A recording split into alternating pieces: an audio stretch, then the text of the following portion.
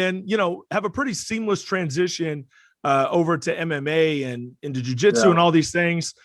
How did that all work out where you end up, you know, up at AKA, which, you know, one of the best MMA training schools that you're going to find? Obviously, the legacy speaks for itself.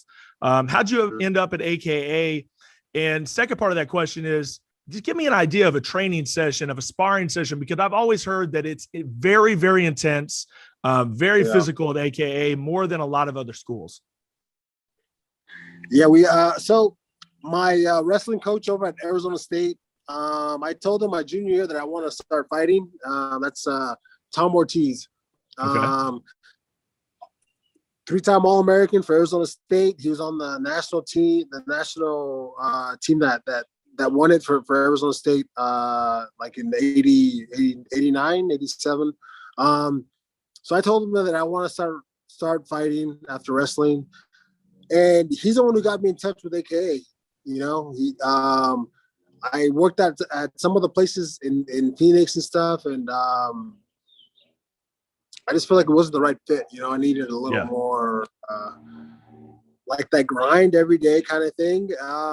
So I went out to AKA for about 2 weeks while I was in college still. Well, no, about a week, and just to kind of see if I liked it and see if the transition would show anything, right? Yeah. Because I was green, I didn't know shit.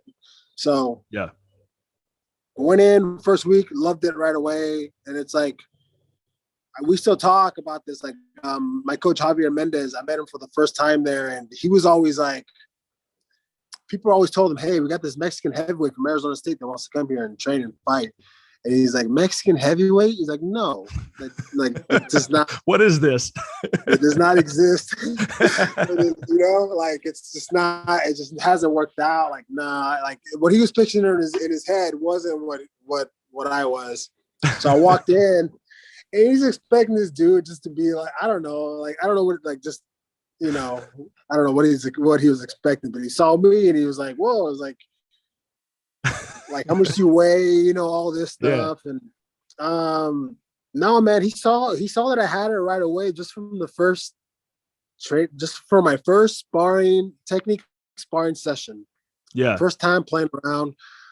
Javier knew. He was like, "Dude, I knew already, like you would like when you had it."